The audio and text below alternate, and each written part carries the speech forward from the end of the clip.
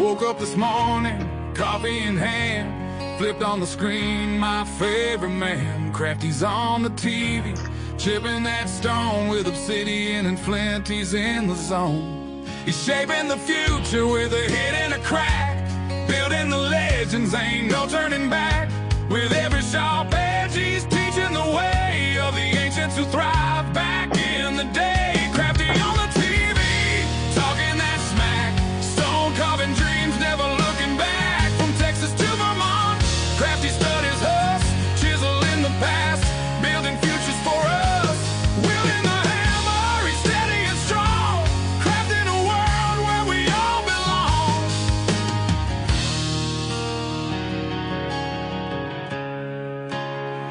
Underneath those layers of dust and grit finds the magic every little bit. A sculptor of stories buried in the ground, each piece he uncovers wisdom abound. With every collision, the sparks start to fly. As the old world awakens, we question why. He's digging deeper where the shadows play, reviving old crafts that could fade away. Crafty on the TV, talking that smack, stone carving dreams, never looking back. From Texas to Vermont, Crafty studies us, chiseling the past, building futures for us. Wielding the hammer, he's steady and strong, crafting a world where we all belong. And in this life, we're all just searching for our place in the world, a way to keep working.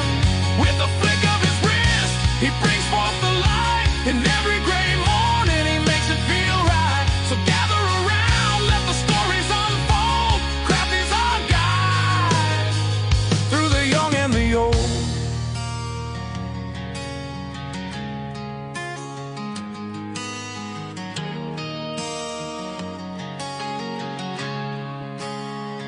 With the sun rising high and the day moving on, Crafty carves dreams till the light is all gone. He's shaping the future one chip at a time.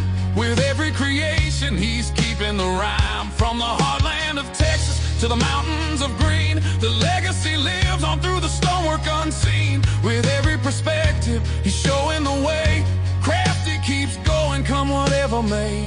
Crafty on the TV, talking that smack, stone carving dreams, never looking back. From Texas to Vermont, Crafty studies us, chiseling the past, building futures for us. Wielding the hammer, he's steady and strong, crafting a world where we all belong. So here's to the mornings with coffee in hand and Crafty on the screen, the true heart of the land. With a hit and a crack, he's paving the way through stone and through story. He inspires the day.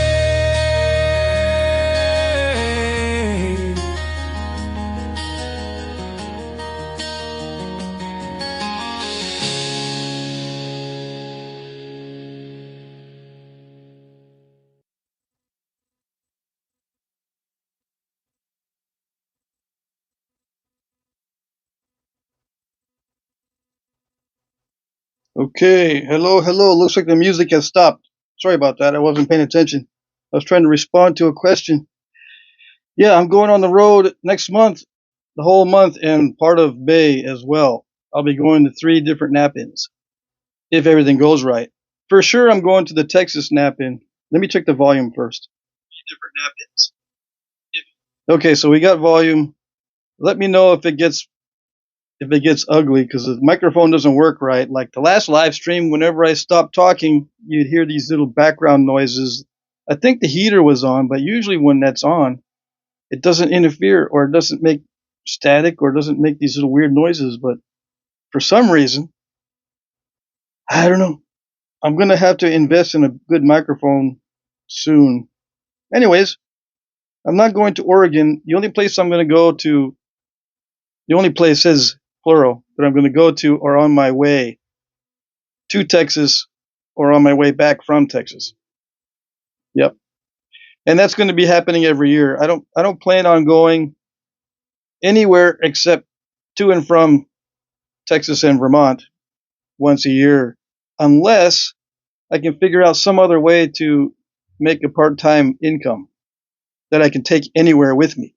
You know what I'm saying? I can take napping anywhere with me, and it's a good part-time income, but it's not good enough to make long trips for long periods of time. Yeah, I can drive for long periods, but what I mean is when I'm on the road, I produce less money and I consume a lot of money. So if I can figure out a way to have income while I'm traveling that is more than I have now, then I'll do it. I would like to go to Oregon and Michigan. Who else has these big nappings? I think I just got informed of some in California.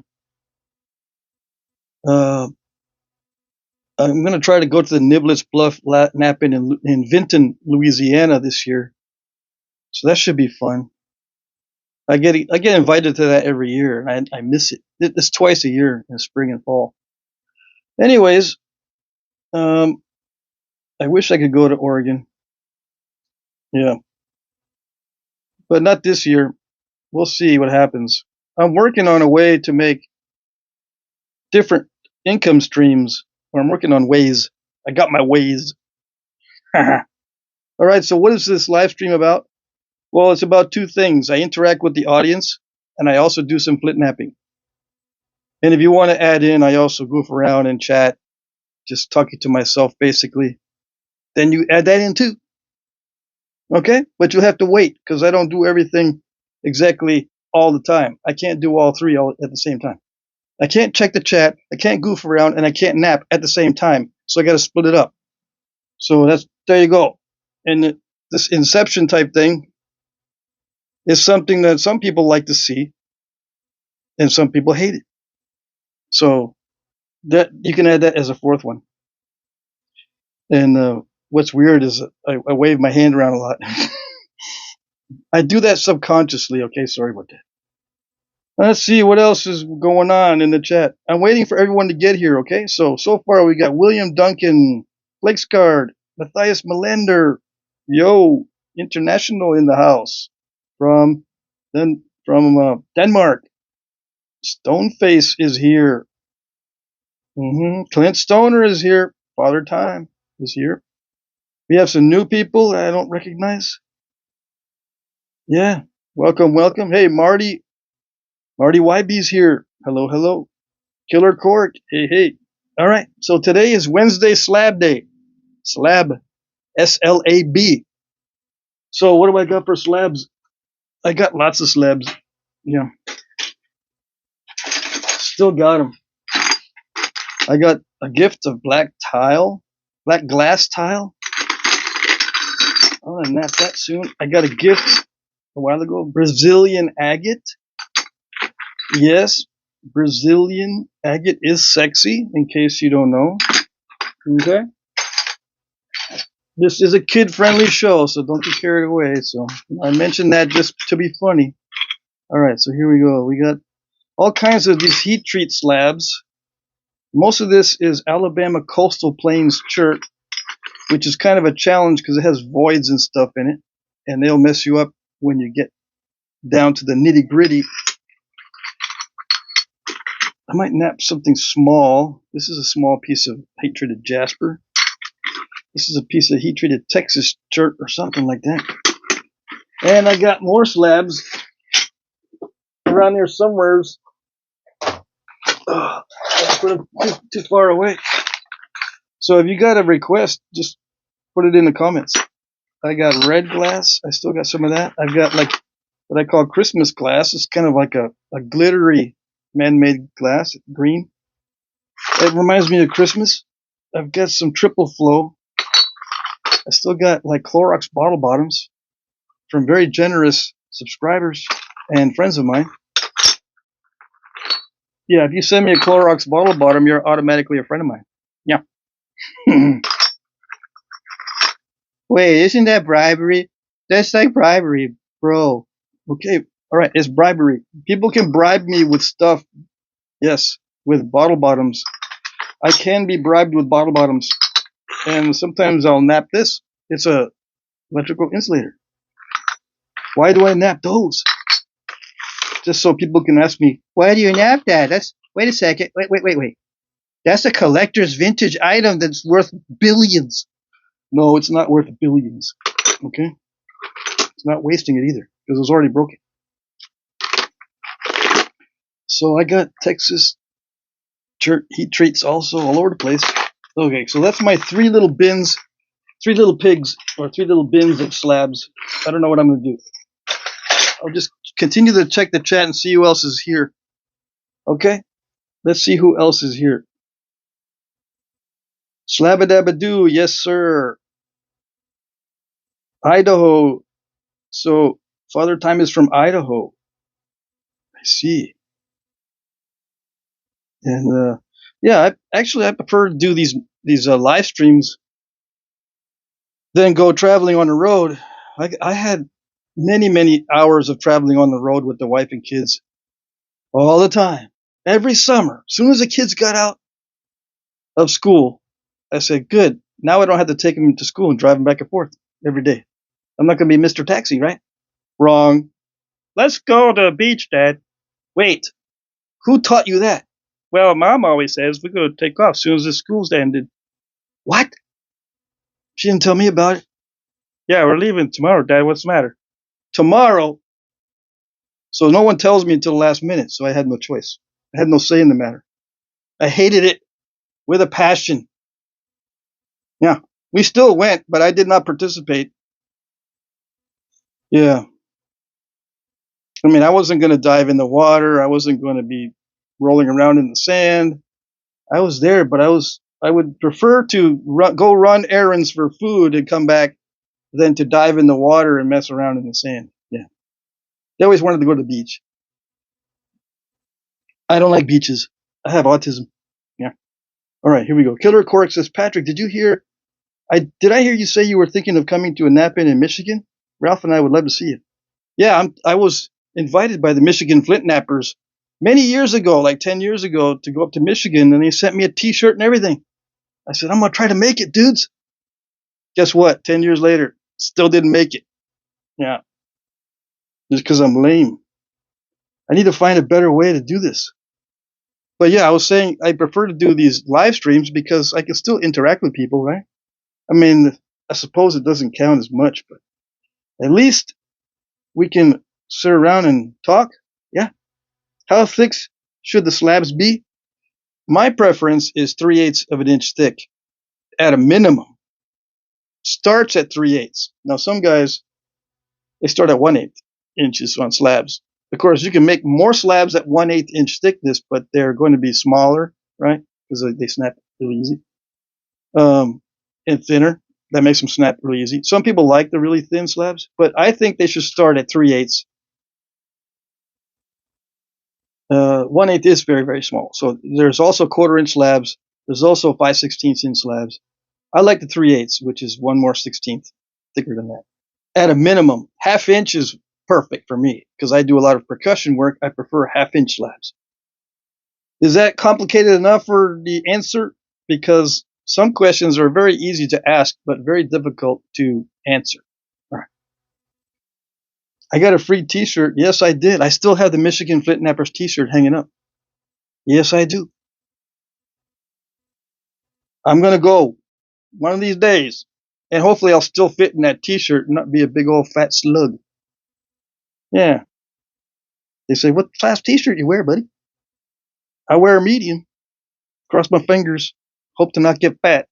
So I've been working on it. I'm trying not to get fat. It's not very easy, though. Hey, the primitive gentleman's here. Patrick, I forgot what diameter copper rods you use for indirect. Can you remind me? My currents keep bending. Yeah, okay.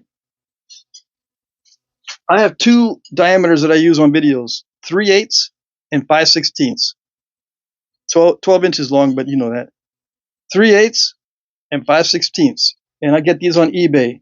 If you want the link, I have the link to the seller and everything.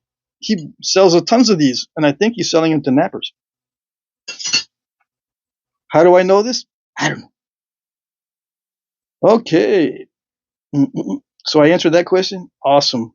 So I pause from time to time to answer questions in the chat. Let me check the audio once again. Awesome. So I pause from time to time to answer questions in the chat. Let me check the audio once again. Awesome. So I pause from time to time to answer questions. Okay, the audio sounds good. The microphone has two settings. I think one setting is noise canceling and the other is not. I think I have it on the not noise canceling, but I don't know. I've tried both ways and I still get little background sounds. The window is, not the window. The door is open. I have a curtain or a towel across the door, but I'm keeping it open because it's too hot in here now. Yeah, just like a month ago, we had a foot of snow on the ground, and now we got sun. It's like 74 degrees in here in the shop, where it was like 34 degrees last week. It's crazy. So you'll see this interference with the sun. You might hear noises from the neighbors, especially after 3 p.m. because the school is out at around 3. All right, so what am I going to do? I want to do something easy. What have I not done before? Rainbow. This is a rainbow obsidian one from Alan Cole. Yeah. Alan Cole sent me this. He sent me a bunch of stuff. Let me start on this one. Yeah, it's obsidian. This be easy. Yeah. Cross my fingers. We shall see. Not all obsidian is consistent, but this looks pretty good. What is rainbow obsidian? That's some type of cultural enrichment type of obsidian. What you talking about? No, you'll see. It's supposed to be all like green and purple and stuff. In a good way.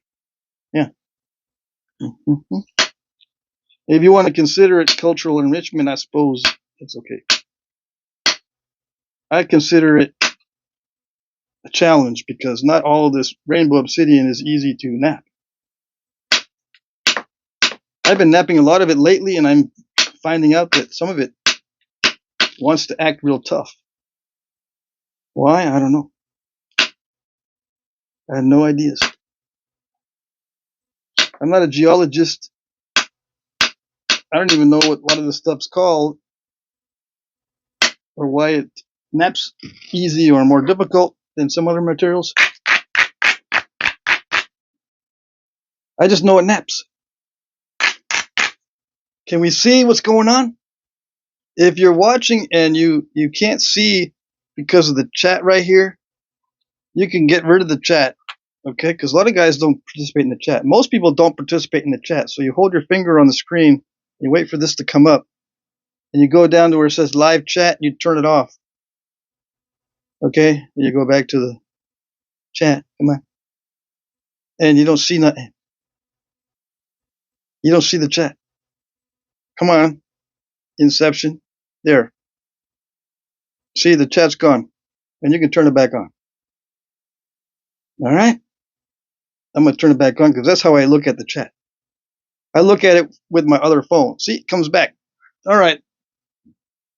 So I don't want to hear no complaining that, hey, dude, you're supposed to be up here. I can't see because you're down in the chat. I can't see.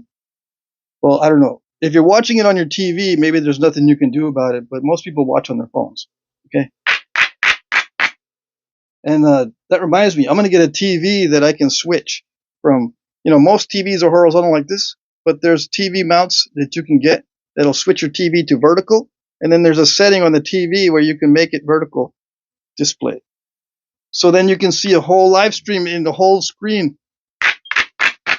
You can see the live stream in the whole screen instead of just like vertical with a little strip of, horizontal with a little strip of vertical in the middle. I don't like that at all. And a lot of guys are watching this stuff on TV. Yeah. Or on the computer monitor. I don't know if you can switch your computer around to see the vertical.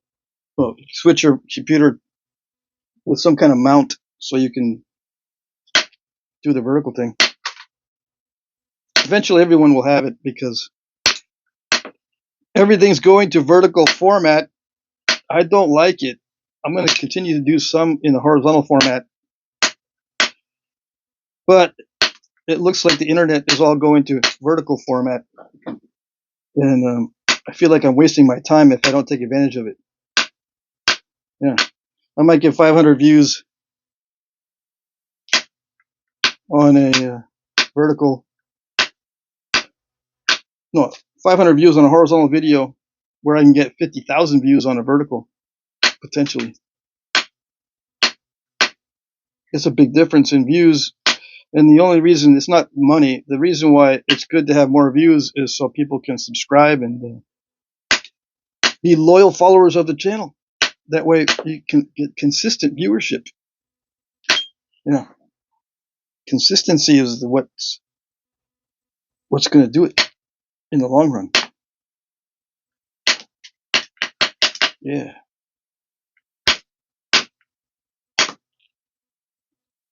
It's going to make it worthwhile and not wasting my time.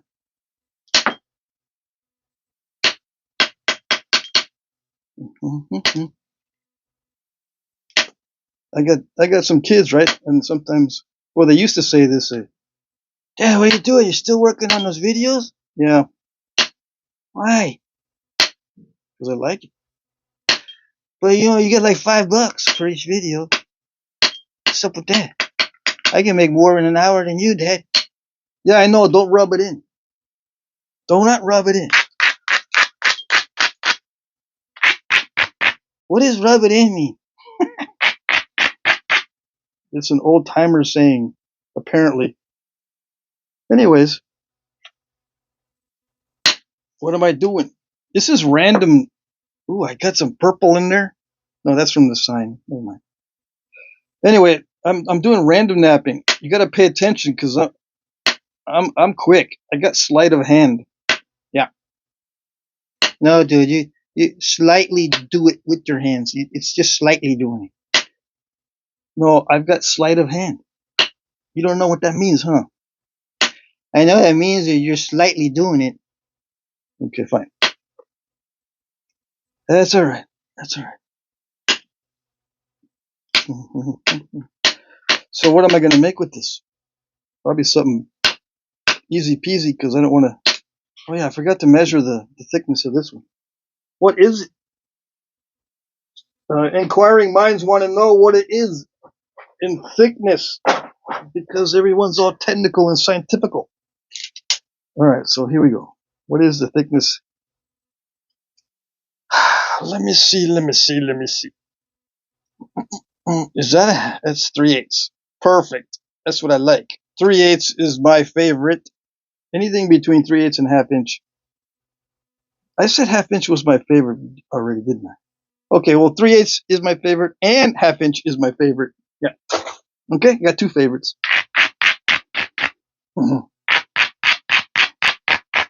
Why do you dull the edges? I see the people doing this. It doesn't make no sense because it's supposed to be sharp all the time. No, it's not supposed to be sharp all the time. Only at the ending is it supposed to be sharp. When you're finishing it, when you're making it, these edges have to be dull. And if you just watch how I do this, you will understand why they need to be dull. I don't need to tell you. Okay? I don't need to tell you why. Just watch. Yeah.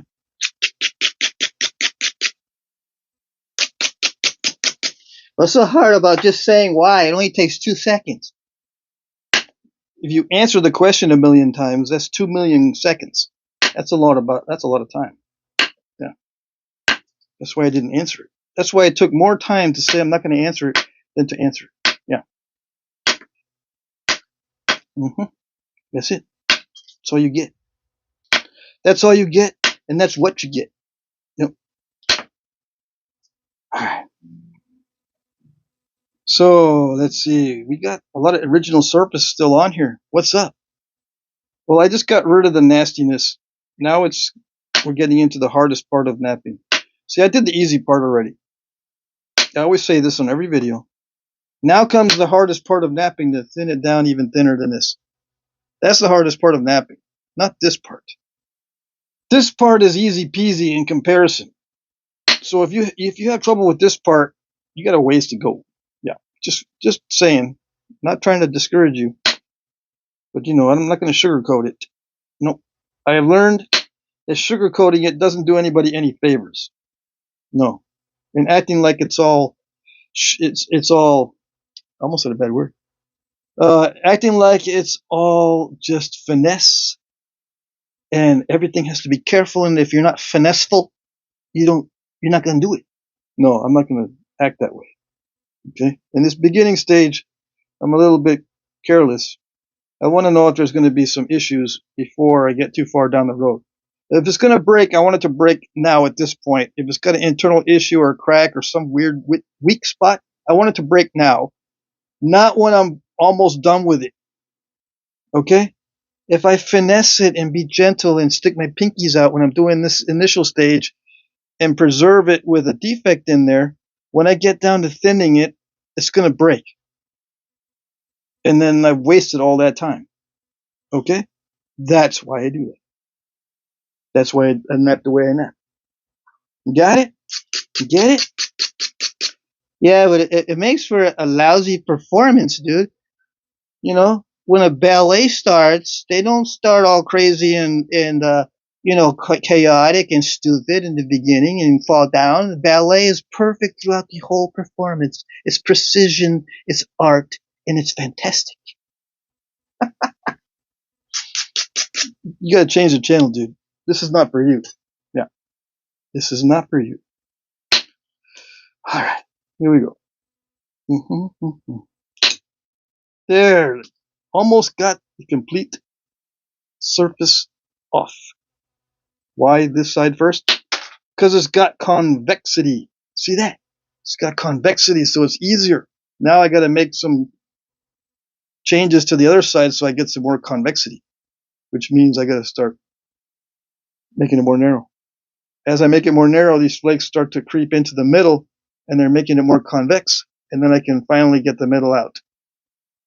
Okay, but if I try to get the middle out right now, sometimes it works, sometimes it doesn't. It depends on the material. When it's extremely flat like this, you can run long flakes, and they'll pop out without diving. Now, I don't know what the physics involved is, but just by coincidence, if it's perfectly flat, you can run long flakes, but it's risky. Because if it dives, it could just split the whole side right off, with an overshot that's really, really nasty. Or it could run these really nice flakes. And then people would say, well, why didn't you just do that in the beginning? Because you said if flats can be awesome. Because it's more productive in the long run, and there's more chance of success if you create convexity. That's the simple answer. There's not very many simple answers in Flintknapping, but that's one. Convexity is your friend. Yes, you can run long flakes on the flat, but it depends. Okay? It depends. Yeah, it depends. All right, let's see. Let's take the other surface off, and then I'll check the chat. So here we go. We're going to start with the grinding. What's the width on this? It's important to know how far you can drive flakes. See how long these flakes are? Let's see. 1.25 inches. When I get, sometimes it doesn't, sometimes these flakes are not that predictable at 1.25 inches. Like these are kind of predictable because it's obsidian. On some stones, maybe you'll get an inch flake. So you got to make sure when you're trying to skin off something like this that you've got the ability to run flakes into the center. You know what I'm saying? So if you're only able to run like 1-inch flakes without step fracturing and all kinds of weird stuff going on in the middle, you make sure you have the narrowness to go past halfway with 1 inch. So if it's more than 2 inches and you can only run 1-inch flakes, predictably, you're way too wide. Okay? Now that was a little bit technical. I don't know, some of you might not be able to handle it, but I said it anyway. Okay? You're so condescending. You're so stupid.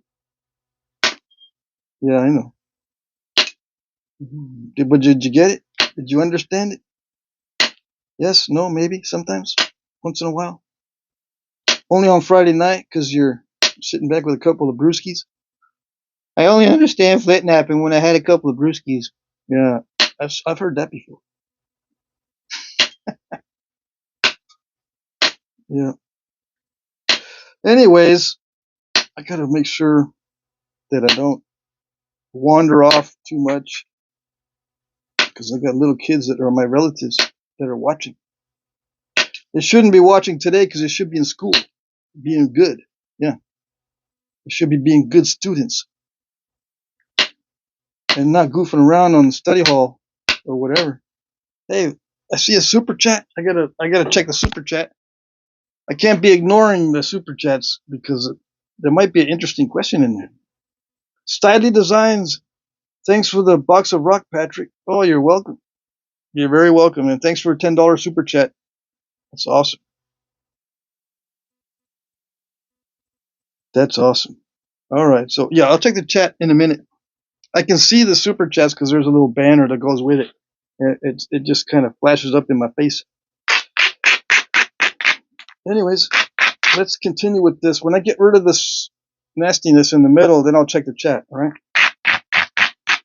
The nastiness is the original surface of the slab.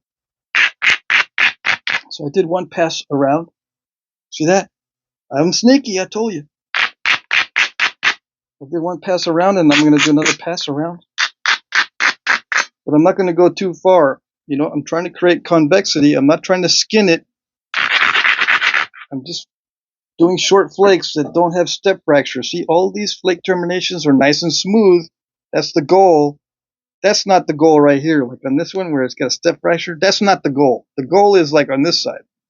Because what you want to do is you want to make sure that that last part in the middle is higher than everything else. So when you run a flake, it's all convex. Yeah. It's kind of a simple concept to understand, but it's not that easy to do. It takes some practice to be able to do this methodically. All right. You'll have to break a lot of slabs, in other words. So get ready. Use bottle bottoms before you start napping on rainbow obsidian. Rainbow obsidian can get kind of pricey. As an example, there's other obsidians that are pricey also. Yeah. And I messed up the tip there. Yeah, the exception in the beginning is the tip. I can't be all spastic and crazy like I usually am everywhere else on the tip, because the tip is basically the most delicate part of the whole process. And what's very aggravating is sometimes when you hit the base, you can pop the tip right off. It's called end shock. E-N-D. End shock. Okay? So just keep that in mind too. Yeah. Why should you keep it in mind? Because it's something that is part of the strategy. You got to make sure you're aware of the different things that might happen so you can take steps to help to prevent it. There's no guarantees, but you can help prevent certain bad things from happening. So you got to know what the bad things are and come up with ways to avoid the bad things. You'll learn in Flintnapping, as in life, that success is not a matter of good luck. Many times it's a matter of avoiding the bad luck. In fact, I think most of life is the avoidance of bad luck. Okay? And not dependence on good luck. Most of your success will be the avoidance of bad luck. In life and in Flintnapping. Okay? I'm 63 years old, so I can say that. I can say that like I know what I'm saying. Alright? Because there are many times when I say to myself, man, if I had only prepared for the bad luck consequences that could have happened, or expect the unexpected, man, I'd be in such better shape. And it's the same thing in Flintnapping. If I had only taken precautions, it would have been in much better shape. Well, you don't even follow your own rules, bro, because you're so careless. Yeah, I do that. I do not follow my own rules sometimes. Yeah. And I just live with the consequences in that case. I don't like these things to be absolutely perfect anyways. Or close to perfect.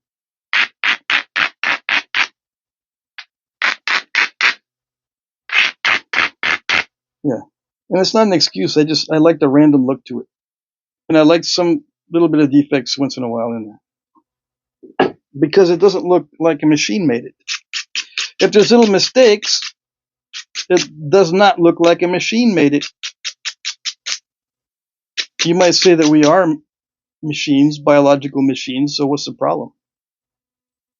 No, I mean like an unthinking machine.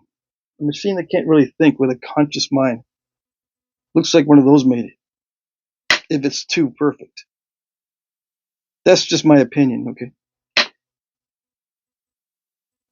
I have an artistic opinion on this stuff. Yeah. So I'm just going to continue with the convexity thing until I think I'm narrow enough to clean it out and still make a nice point. And make sure that I'm not too thin, especially in the middle. So I'm just going to pick at it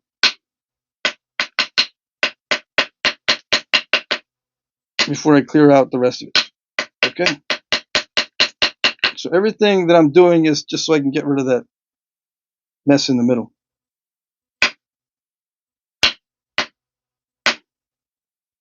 While keeping everything from breaking in half, let's say. I am trying to avoid some bad luck here. It could snap in half if I'm not careful.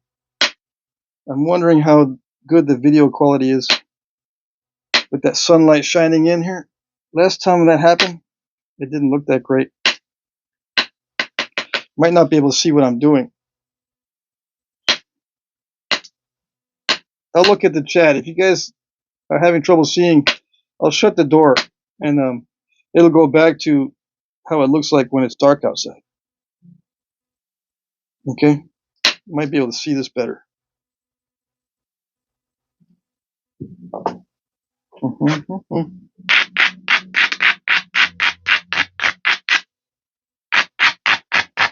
Okay, we're in the hard part of Flintknapping. Remember, it might look easy, but it's easy to mess up. Yes.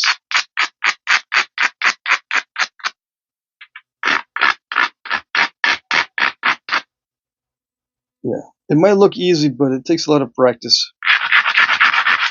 It took me a long time. Some people, it doesn't take them a long time, which is fantastic. Yeah. We all wish we were those kinds of people. It doesn't take them a long time. But it's the same process. There's no big difference between how an expert holds the tools and does the angles compared to a new person. It's basically the same thing with just slight little tweaks, and that makes all the difference. It looks exactly the same whether a brand new person does it or an expert, so to speak, but the expert gets much better results. And you just can't figure out what the differences are because a lot of the differences are imperceptible. You can't see the difference. They're just extremely minute. And yet, it makes all the difference. Okay? All right. I think I can clear that off now. I think I have good opportunities to skin that off now. And it's convex enough, I think. In my experience, I think it's convex enough so I can go for it. All right, here we go. Breathe in because I tend to hold my breath. It's not because I'm frustrated. It's because I tend to hold my breath when it's something that is very critical. Okay? All right. See? Yay. Nice. Yep. Okay. And we just got to do like 3 or 4 of those. Yeah, like that. It's number 2. How to get to the center of this Tootsie Pop. How many strikes is it going to take to get to the center of this Tootsie Pop? So far we got 1, 2. Can we do 3? Let's see. Maybe. I'd be too greedy. Let's see. Almost 3. It's going to be 4. Yeah. Yes. Oh, just barely. Voila. Okay. Now I take the chat. Because the even hardest part is coming up after this. Getting it even thinner than this. That was not easy, right? Because it took a lot of experience. And a lot of preparation just to do those 3 flakes. But it's even harder now to get it thinner. So we're still not out of the woods. We still got the hardest part of Flintknapping coming up. But let me check the chat first. You guys can go heat up the hot pockets. I was thinking about that the other day, and I bet you some people say, "No, I don't heat my hot pockets in the microwave, bro. I deep fry them. Yeah, I deep fry those hot pockets, make them those crispy suckers. Yeah, deep fry them, bake them in the oven, go out and grill them on the grill. I don't care. Just don't be complaining in the chat that I'm checking what people are saying." The primitive gentleman says this rainbow obsidian, presumably northern Arizona. I think this one comes from Glass Buttes in Oregon. If I'm not mistaken, Alan Cole should know because he sent it to me. But I don't know. He might have sent me something that he got from someone else. But you're answering questions in the chat, which is good. Some new people have questions as to what it is. Hey, Keepers is here, one of our moderators. I got 2 moderators. I'm looking for another one, another moderator. I don't know which guy I'm going to choose to be another moderator. No, not yet. I don't know. But Kiefer's is one of our moderators. Red-Eyed Patriot is our other one. And if you misbehave, they will treat you like a football and kick you through the goalposts. Right, hold on. How do you typically do that? Grinding the edge may also make the flat surfaces more convex? Do you grinding the edge mainly? Well, I grind the edge just to strengthen it so I can shoot those flakes. Yeah. That's why I grind the edge, so I can hit the edge without the edge getting all smashed up. A thick, well ground down edge can handle the force needed to shoot those flakes into the middle. If you don't have a good solid edge to shoot those flakes from, they don't go anywhere. They just stay at the edge and get all crushy. All right. How much would you sell it for? Says I don't know how to pronounce that. It depends on the auction. I sell them in the auction. They sell for between 25 and 45 bucks for this size on average. And that's free shipping. That reminds me, I need to make. I messed up somebody's gifts that they sent me. I actually sold a point made of material that was a gift that I was supposed to send back. I'm not able to contact him. If you're watching, Jay Adams, I need to send you some points. Jay Adams, okay. I tried to send you an email, but your email is full. It gave me the message that your email is full, so you didn't receive my email. Anyway, Jay Adams, if you are watching, please know that I messed up, and I will try to send you some points. Now this Jay Adams has been waiting a long time for those points, so that's back order. Okay, don't get no ideas. Hey, can you make me one like that? No, I don't do any side work anymore. Okay. I have back orders. Let's see.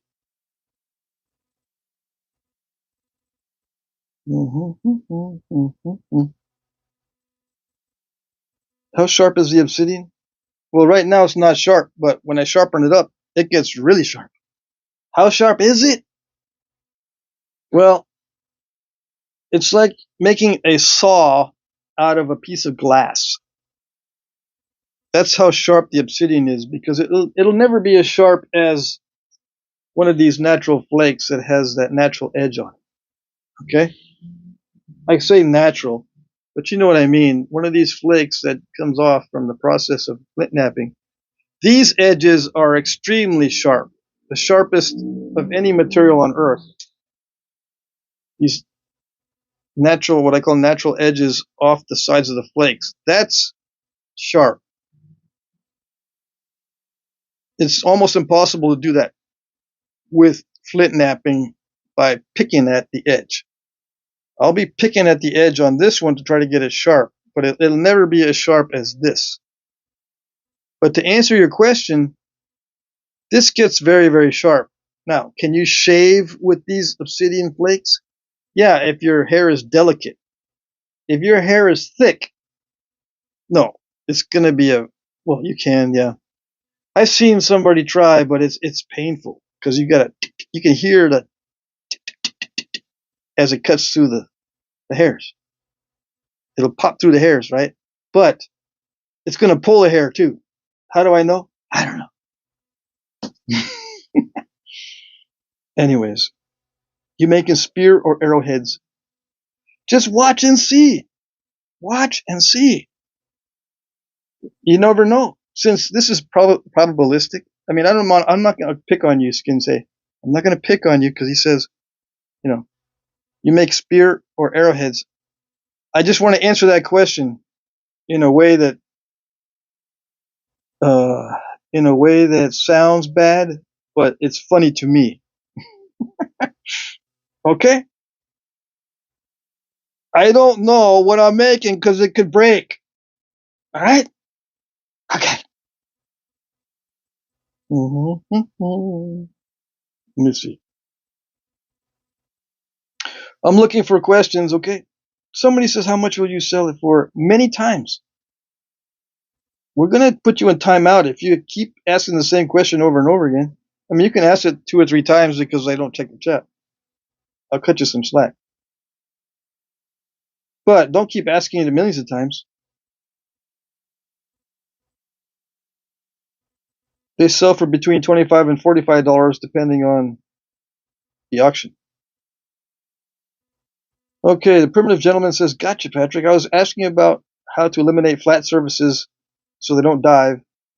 Do you do that by making it more narrow, just slowly nibbling instead of going for long flakes? Yes, exactly. Keepers, I just went to the doctor and took 3 arrowheads I got from the auction, and one was the red tile I sent Patrick and showed them to a girl I know there, and she was so amazed with his work. Awesome. That's good to hear. Alan Young is here. We got lots of new people in the chat today also. Okay, so I'm going back and looking for questions, and when I can't see any more questions, I will continue napping. And you guys that are deep frying your hot pockets can tune back in.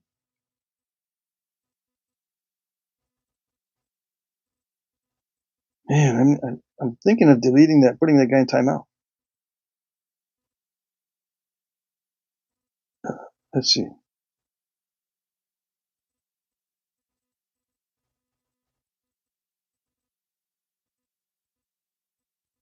And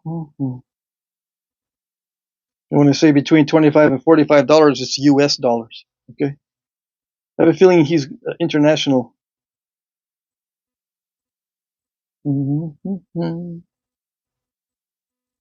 Rainbow Pedernales Point. Mr. Jim Pedernales Point. Okay, so I went back far enough to get to where I was before in the chat. Now let's continue on this. Okay, so It looks like everyone can see what's going on, right? So I did not see any complaints about not being able to see. We shall continue. And where's the rainbowness? I don't see no rainbowness. It has to be napped at a certain angle in order to see the rainbowness. I don't see it. So it's not cut at the right or the correct angle to see the colors. Okay? Unfortunately, we can't see it on this one. But there are other pieces that you can see it pretty clearly. Hey, Alan Cole sent $5. Gas Money, Destination Brady, Texas. Thank you, thank you. Yes, yes, the Gas Money Fund is growing. Oh yeah, the tank is gonna be happy. Oh yes, gas tank's gonna be happy. All right.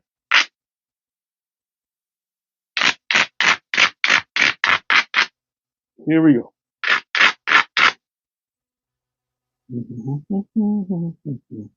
Just get it super duper thin. Yeah, amazingly thin so that it becomes incredibly amazing and spectacularly tremendous. Right? Right. Of course. Yeah. Those are Flintknapping terms. Got to use those adjectives in conjunction with each other. In Flintknapping. Oh, yes.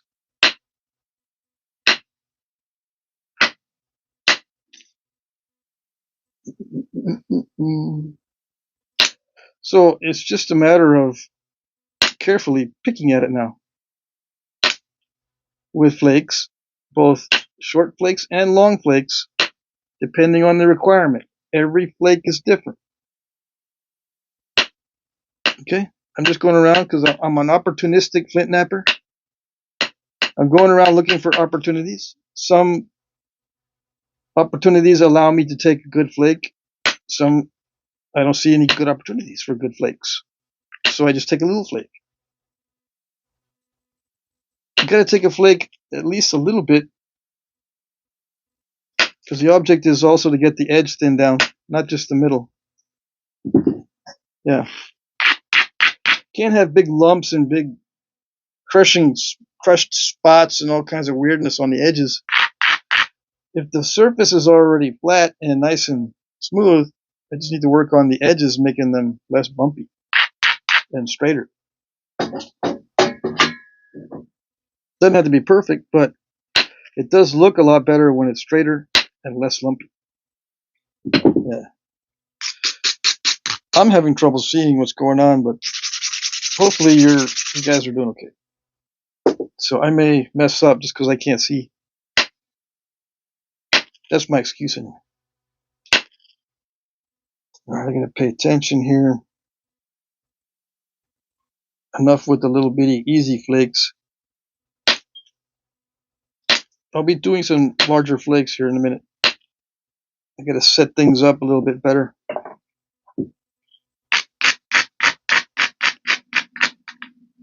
If I make the edge straighter, it helps me to see where I need to remove material.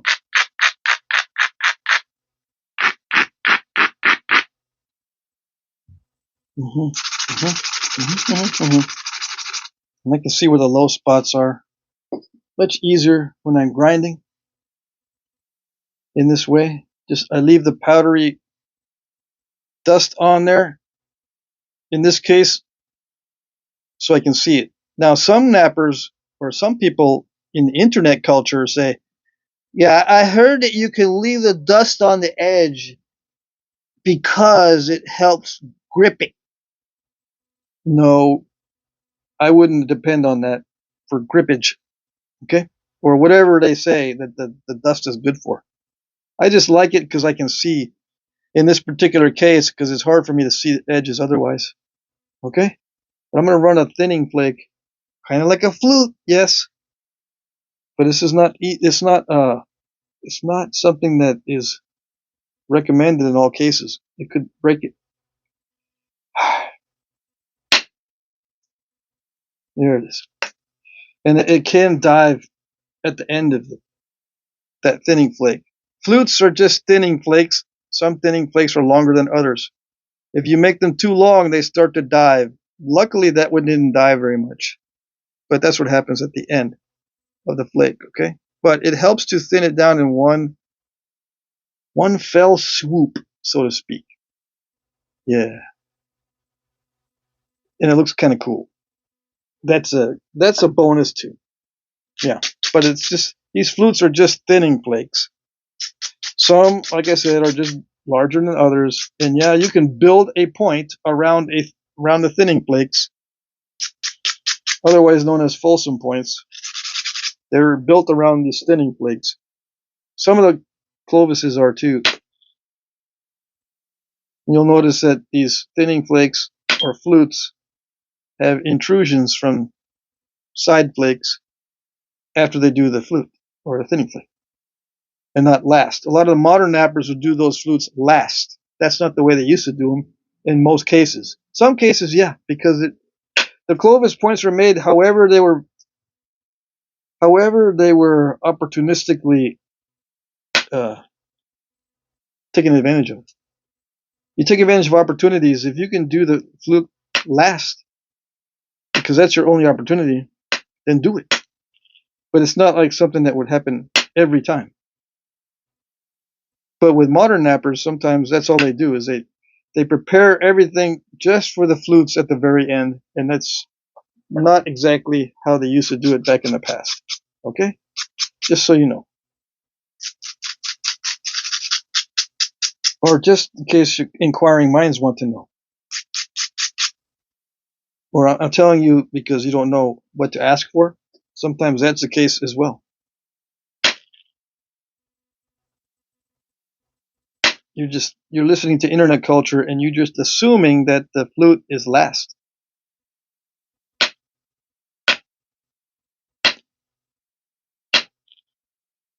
Okay?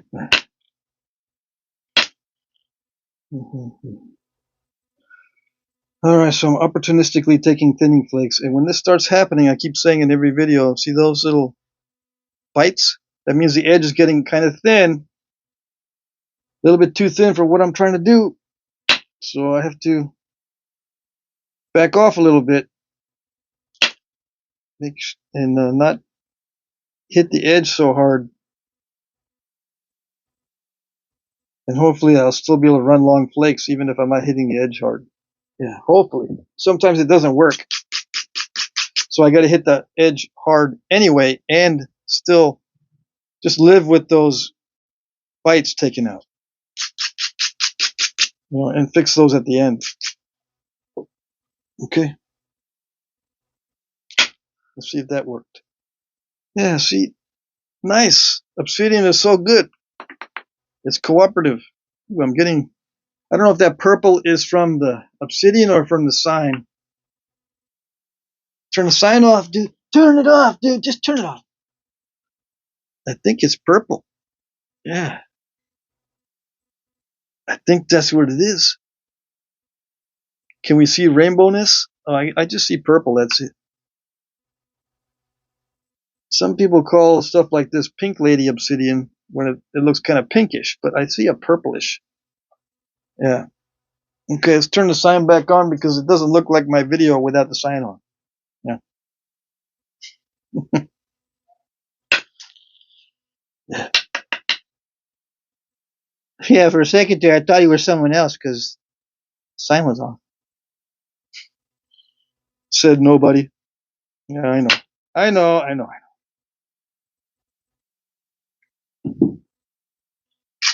I'm starting to get crushings too. Nasty crushings because the edge is not strong enough for what I want to do. I want to get these long flakes. I should just get in the zone here. Stop talking. Okay.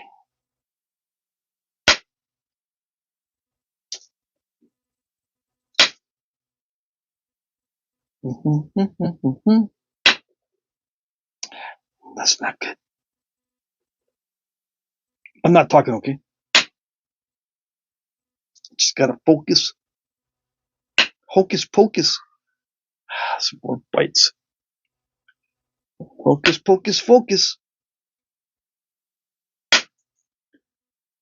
Teetering on the brink of disaster.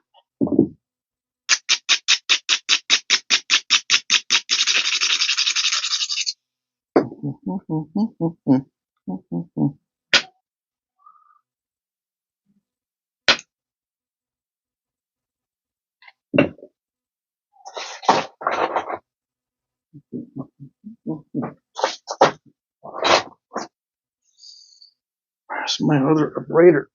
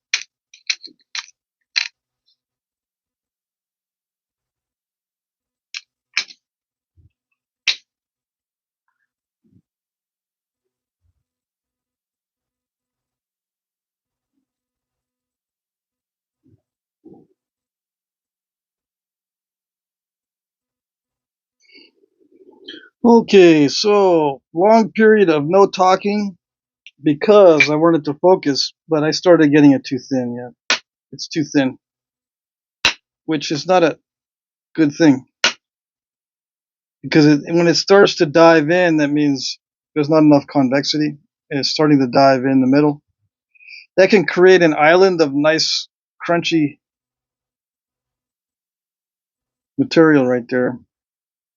So I'm going to stop and just leave that in there. Yeah, I pushed it as far as I could go. Now to get that out, I got to make it more narrow, but it already got pretty narrow. So I can just finish it out from here, and that's it. Don't push my luck. It's already getting too flat to run flakes without diving. Yep, it's too flat to do this, to do these long flakes. Okay, you can see the result, which is not bad, but it would be better if it was smoother. You know what I mean? Okay, so I'm gonna check the chat, and then I'll finish this out, and then we can get to another one. Maybe we can do another point. Let's see. I saw you guys answering some questions earlier, right? I can see the chat going, and I can see some questions being answered. Like some people asking, "What am I watching? What is it?" Let's see. Okay, let's see. Ed Gould is here, watching on TV lately, and don't have chat. Dang. Alan says, Patrick, shine your flashlight from the top down at a sharp angle. If it's from me, you'll see the aura. Okay, let's see.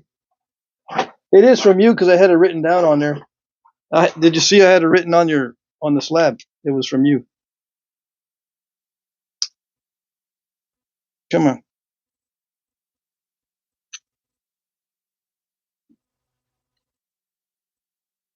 You can kind of see it right there, right? Different colors.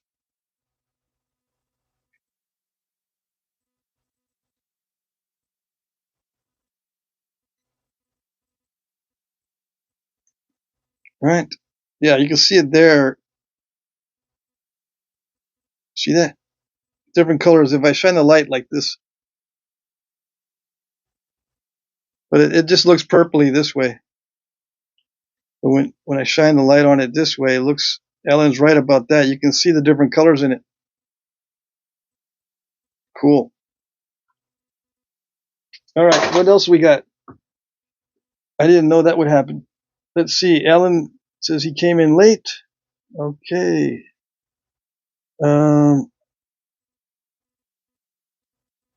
Kiefer says, ask Patrick questions right here and he will help you and answer them when he gets a chance. If you missed your questions, just ask again. He's very good at answering if it's a legit question. Yes, indeed. I don't know if I'm very good at it, but I will try to answer your questions. Flash in your pan says, I am subbed to him already and watch when I can. Awesome. Gulf Coast Knapping is my second favorite. He has very different style though. I see. Yeah, he does. He's got a lot of mostly direct percussion, as far as I remember.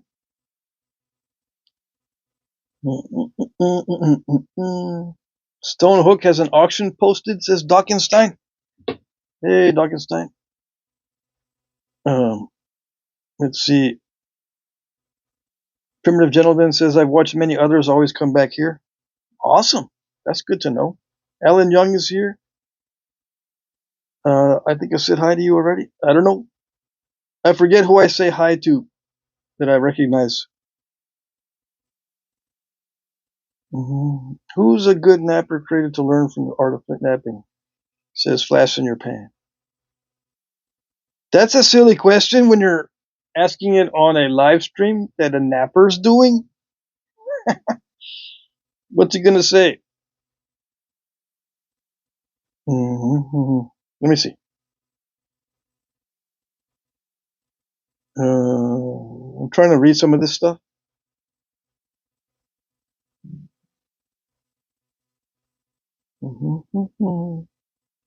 Alan says, better wording for me would be that you are making a center line on the edge and move parts of that line with every strike. Yeah, it does do that. That's not the goal, though, unless I'm actively trying to straighten the edge. And sometimes when I straighten the edge, it's not the center line. And sometimes when I'm going for the center line, I don't use the same techniques as I do when I'm straightening the edge. Does that make sense? Let's see. Talking about center lines and stuff. Let's see.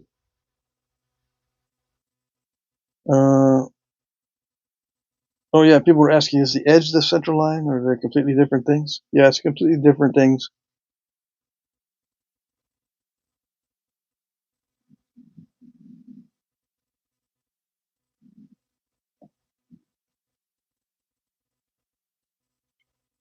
The way to know that you're this is the center line. Center line is from tip to base. You got to imagine that line. Now, I'm a draftsman by trade, so I can draw that line in my brain from tip to base.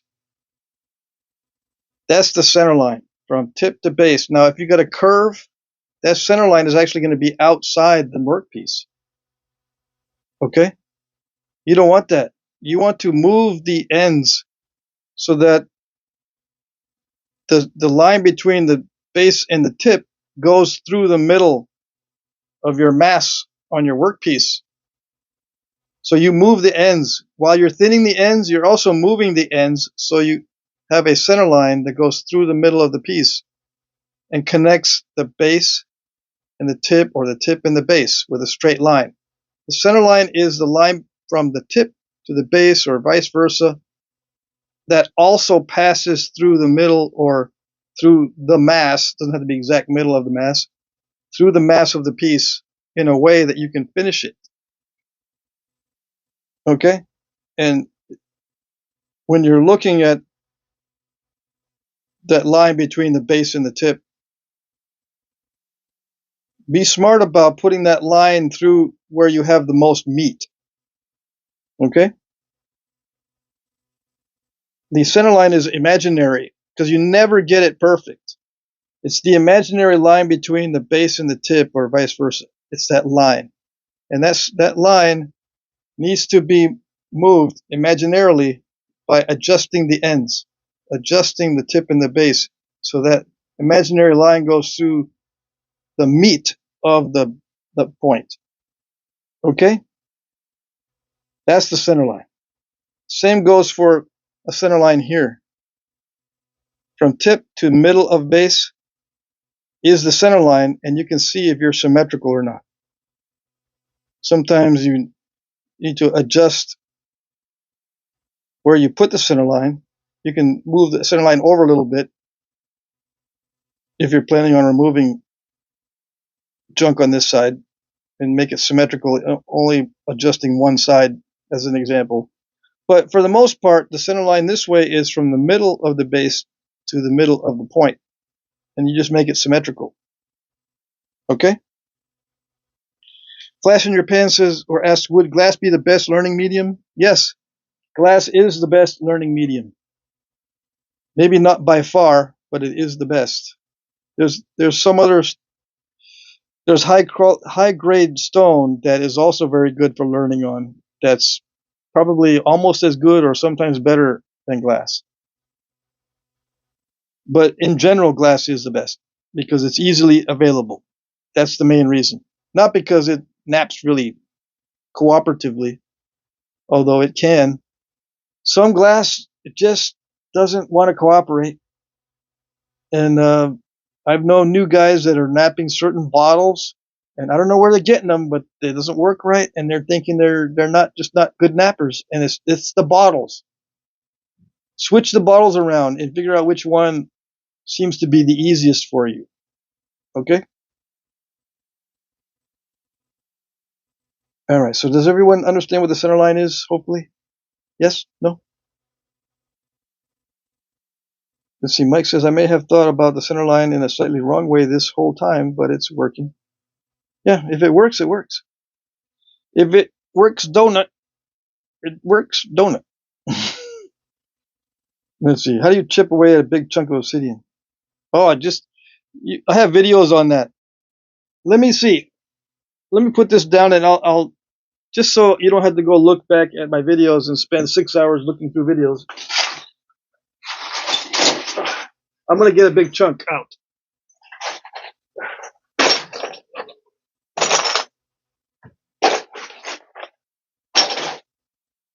Okay, I don't have big chunks, but I do have chunks, okay? Let's get this thin down. I think that's the question. That's usually the question for that new guys have. How do I do this? I found this, like they say. I found this big old rock when I went camping over on Glass Buttes, and what do I do with it? How do I make an arrowhead? Okay, let's see. I'm not making fun of you. I'm just repeating what I've heard. Okay, so let's see. How do I do this? You got to be very careful when you're watching this because I'm going to be sneaky about it. Okay, so get ready. Don't be brushing your teeth or something while you're watching this because you'll miss it. Okay, here goes. How many licks does it take to get to the center of the Tootsie Pop? So far, that was 1, 2. Let's see, about 3. 3, and we're already halfway there. Okay? Did you see it? No? You didn't see it? What were you doing? You'll have to rewind the video when the live stream's over. You can rewind the video. See that? That's the first step. That's the easy part. It gets harder after this. Okay? Because you got to be more careful. It's getting thinner. The thinner it gets, the easier it is to snap the whole thing in half and ruin it. When it's just a block, you can hit it pretty hard and it doesn't get ruined as easily. Okay? So you're watching it. I'm being sneaky. Got to pay attention. Don't be on your phone with your bestie. Yeah. Got to watch carefully. Because if I try to explain it, it'll mess it up. Yeah. You don't want me to mess it up on video, do you? Most people don't. Just shut up and do it. All right, I will.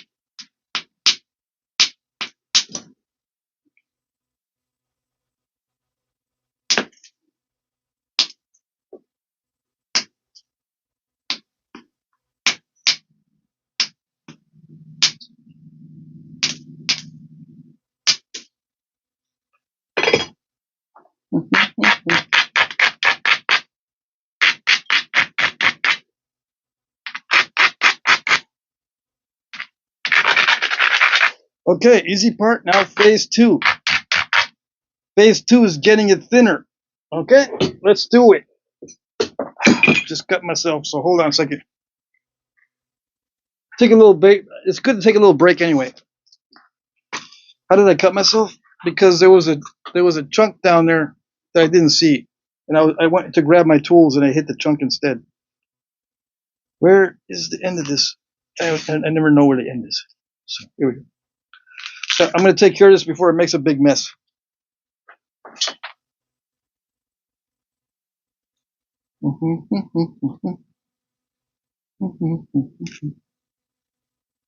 Yes, yes. No big mess, no big mess. There we go.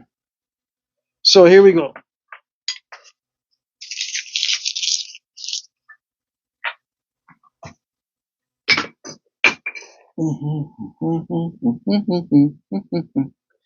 What kind of obsidian is this? It's the kind that breaks easy. Okay?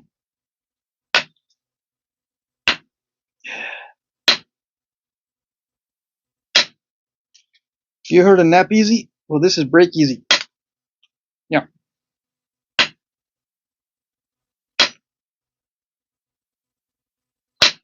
I'm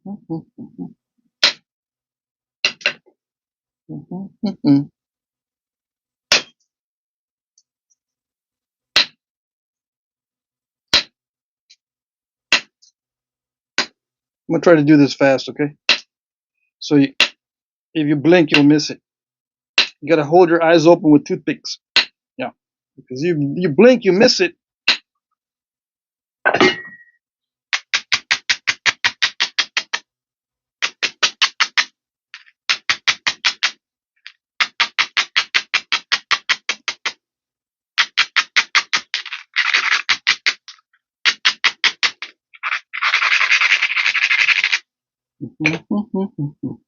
See, no leaks.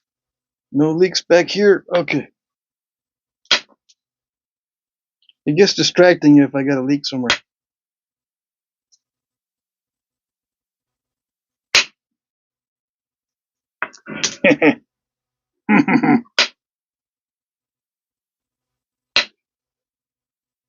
I will giggle from time to time when it's appropriate.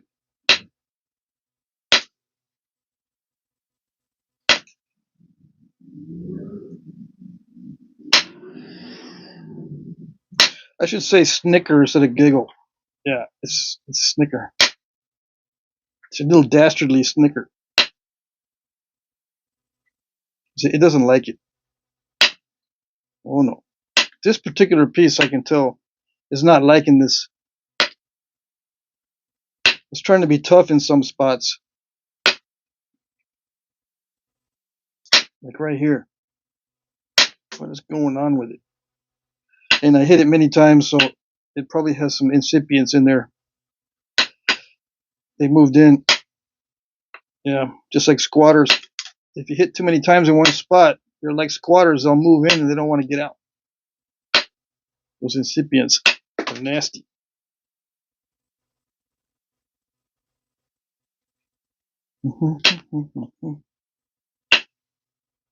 What's an incipient? It's an incipient crack.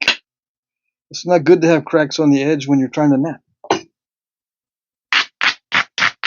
That's another reason why you grind them off. Or when you grind down the edges, it grinds off the incipient cracks.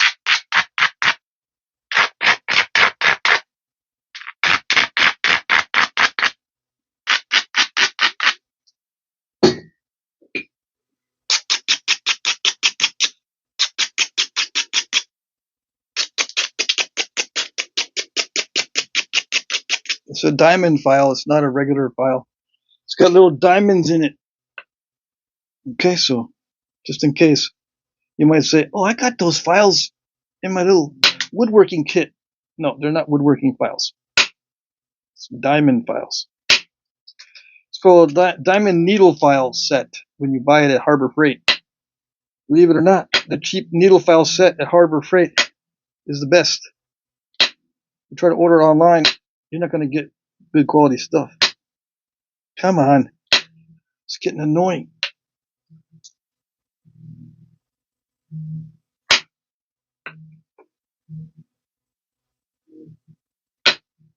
It wants to be tough, which means I need to hit harder, which means I take off more of the edge. Can you see what's going on? I bet you can't see. What could make it better? I don't know. Anyways, let's continue.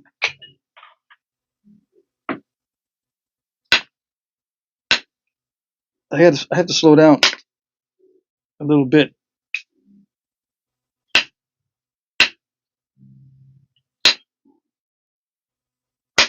This thing wants to be tricky. But anyways, this is a type of mahogany obsidian, but it's a little bit tougher than the usual type. And it's not as snap and halfish, I don't think. It feels a little bit more grainy than the normal mahogany obsidian. Okay? Just so you know. You might not have this type of mahogany obsidian that feels a little bit grainy. You might have the ultra slick. The ultra slick mahogany obsidian is very snap and halfish.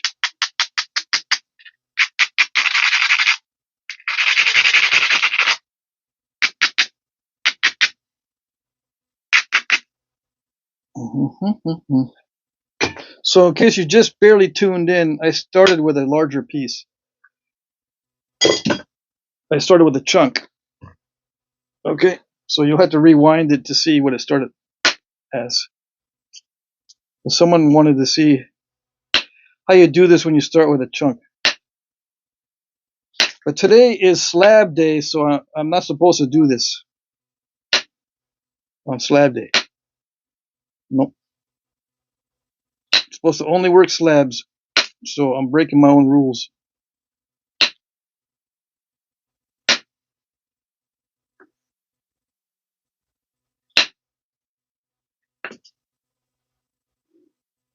But after a while, it looks the same as its, as its slab counterpart. After a while, it starts to get thin. You can't tell if it was a slab or a chunk. And all you do is keep chipping on it until it gets thinner. It gets more and more difficult to keep chipping on it, though, just so you know. Less and less predictable, less and less cooperative, etc., etc. Sometimes these materials will change. They'll change their face. At first, it seems really nice, and then it starts getting thin, and it starts acting up. You can see this side's more dull than this side. And yeah, it naps differently. This side naps differently than this side. This side actually naps too easily. Yeah. I scooped it out a little bit too much. But this side does not nap as easily. So it's a little more rounded. A little bit more rounded. And I think you get the idea. I don't want to spend too much time on this one because I gotta try to finish out the other one. Where is it?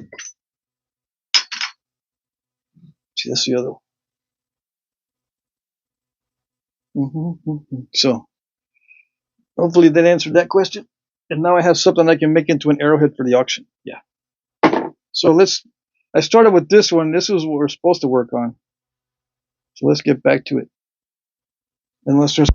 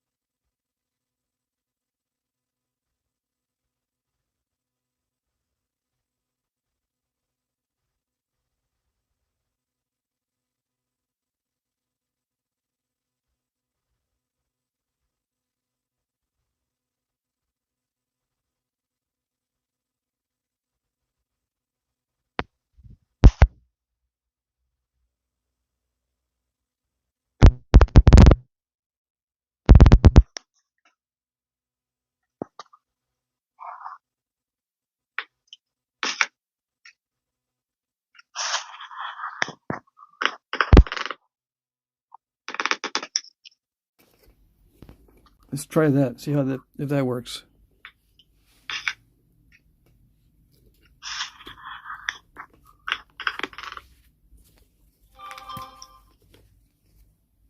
Let's try that. See how if that works. Okay, I think we got the audio back.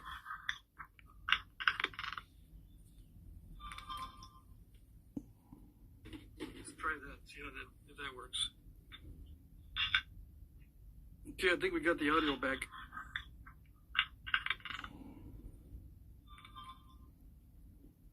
I don't know what's wrong with the microphones. Okay, I think we got the audio. There's an opening song. I don't know what's wrong with the microphones.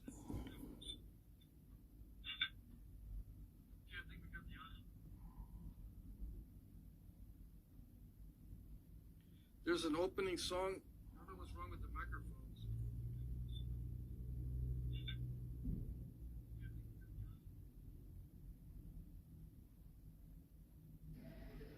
There's an opening song.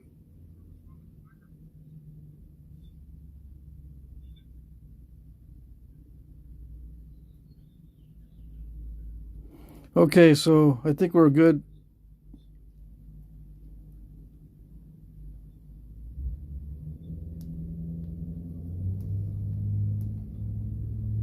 Are we good? Okay, so I think we're good. Yeah, we're good. All right, so there is a lag. Anyways, I was just chatting about nothing. Just telling you that I have other videos that explain this in intricate detail. Okay, we got bad visuals as well. I think what happened is I touched the phone and pushed something on the screen and it got messed up. Besides it, my microphone's messed up too. Let me see. See, it has a green light. It can switch from blue to green, and sometimes that works, but it's not switching back to blue. So that's probably because this is dying. Anyways, let's put some notches in this and get it over with.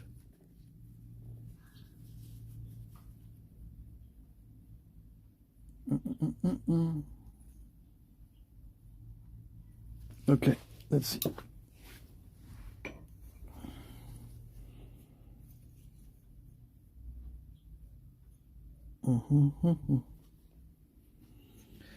Can't see the.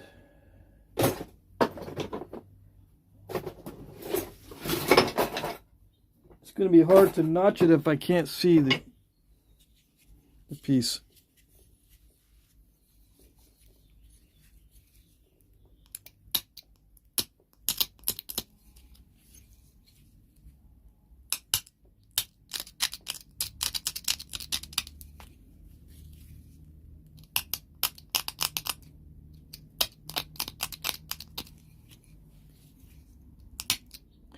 And I won't be talking too much, just bear with me on this one. I want to try to do this quickly.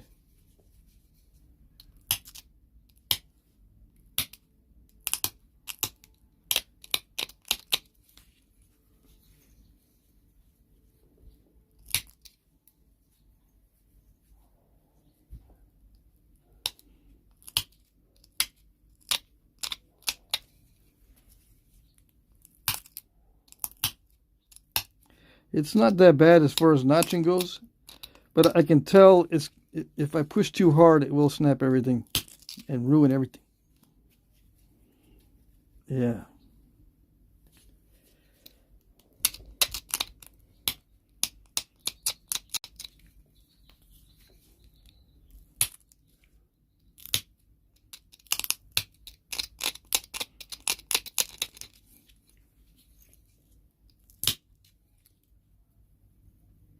I probably should use a copper notcher because the steel feels a little bit harsh on this. Did you make all your tools? Yeah, basically I've made all my tools in the beginning, but I also buy some tools. I bought this one. But yeah, I make these wooden ones myself.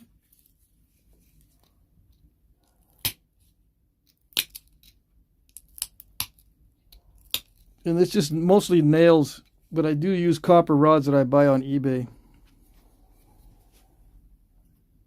And sometimes people send me stuff.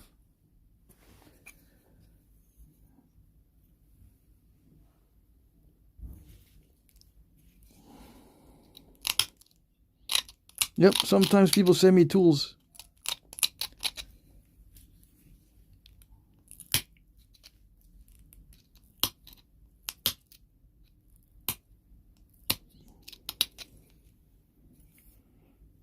Okay, that side's done.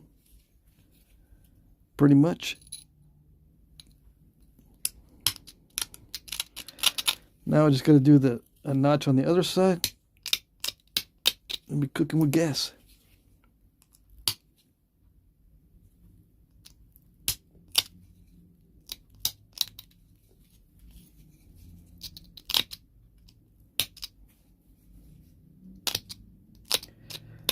These little flakes coming off here, sometimes I get cut with these, so I gotta watch that.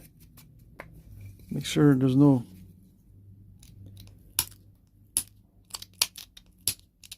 flakes getting between my finger and the tool here. They're bouncing around like crazy. Obsidian flakes have a tendency to bounce around like crazy.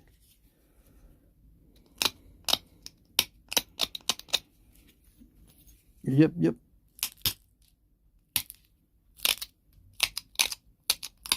And I'm not using a slotted pad, I'm using a domed pad, which is kind of unusual for some knappers. They like using the flat slotted pad.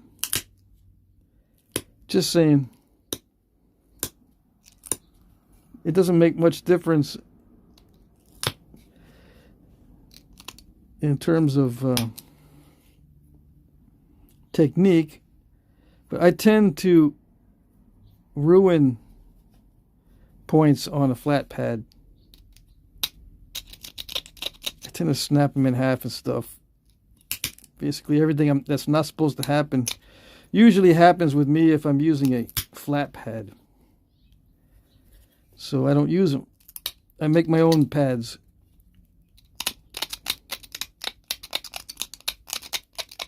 I had a friend of mine cut the leather out for me to my dimensions.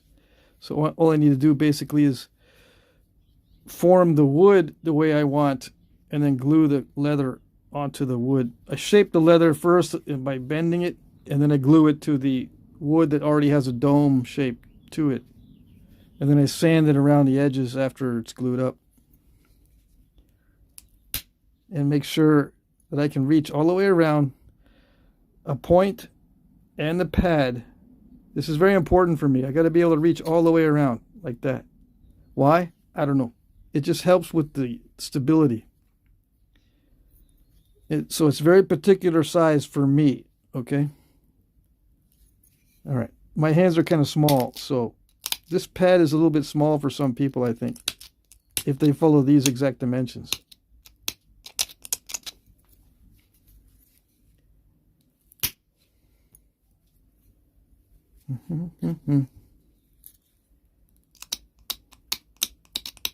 And I'm very particular about the arc of that dome. So it takes me about 45 minutes to make the first one, and then after I get the shape correct, I could take measurements and make, 2 or 3 more in quick succession. But the first one takes me a while.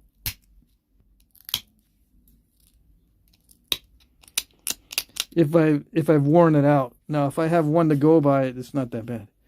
But I tend to not have one in reserve just as a pattern. I tend to use them all up because I'm lazy. Instead of saving one for laters, I use them all up. Then I gotta shape them from scratch. Come on, darn it. I'm stalling it already. Luckily, when you stall obsidian, it's not that difficult to get it unstalled.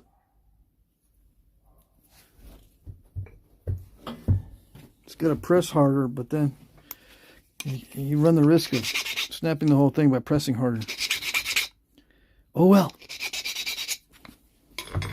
That's just the way it goes. How to fix it, nobody knows. You start out with a thinner piece to begin with.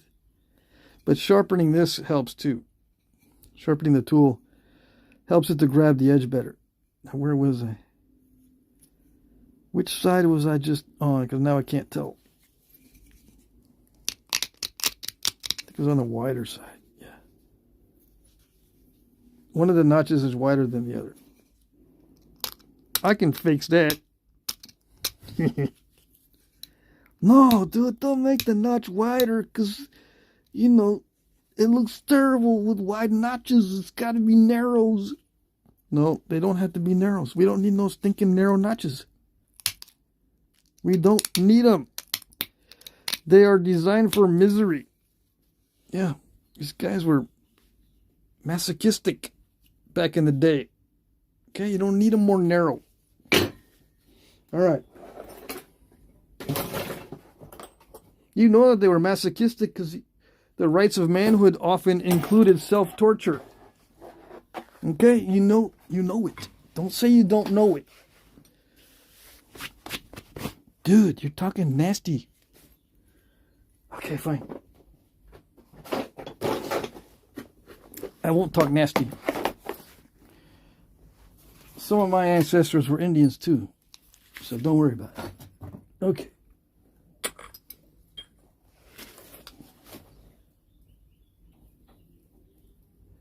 Here we go. We're going to make this sinew nice and soft.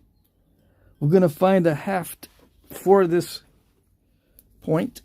Yeah, we're going to find one in here. There's got to be one in here that'll fit. There's got to be one. There most likely be more than one. I cannot see. Is it me or is it just too dang dark in here? What can I do? What can I do? What is there to do? I think I know what I'm going to do. Hold on a second. We're going to do something here on the fly. Okay. All right.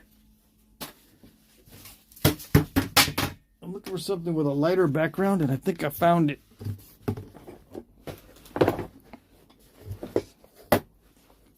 So we can see. And that sun is relentless. But now we can see. I'm going to have to close that door. Yes or no? Mm-hmm. That curtain in front of the door is driving me nuts. But that might work. This one here. I think I might have a better one if I do a knife handle. No, that's not. How about a small knife handle? It's too small. Well, I mean, it's the notch is too deep. This one? Yeah. Which one is it going to be? This one? Yeah, this one. It's going to be this one. Yes, yes. Good, good. Wonderful, wonderful. Fantastic, fantastic. Yeah, I like it. I love it. Want more of it. Okay, so now we're going to wrap it. But I am going to put some modeling clay down in there to pretend it's glue.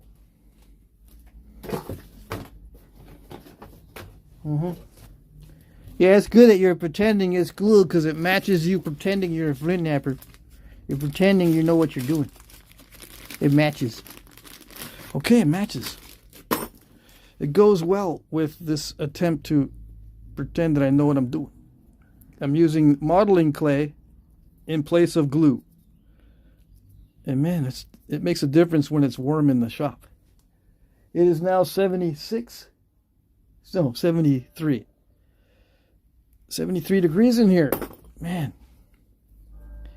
what a difference a week makes. Anyways, drop some of this down in the notch. Stick this back in there. That just holds it better. If you're using real hot melt glue, natural or otherwise, you put a lot more than this down in the notch. Yeah. And these things, these foreshafts were made ahead of time.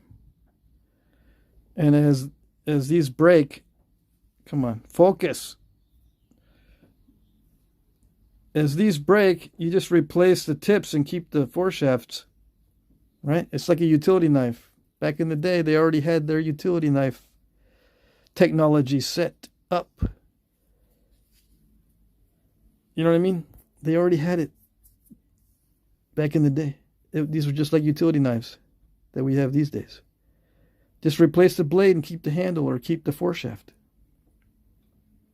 And you could keep the same foreshaft for many, many days and weeks, maybe even years, especially if it's a knife handle. Just keep replacing the blades. And the hot melt helped because you just heat it up and you could take the blade out. Whereas if you use something like hide glue to glue the arrowhead in, which sometimes probably was used, it's more permanent. So that's why you use a meltable glue, so you can switch it out. Okay? In case you didn't know. And I'm using modeling clay because it's fast. I don't have to heat it up, and it's for demonstration purposes only. And it looks like hot melt Hafting glue. Okay, that was too much.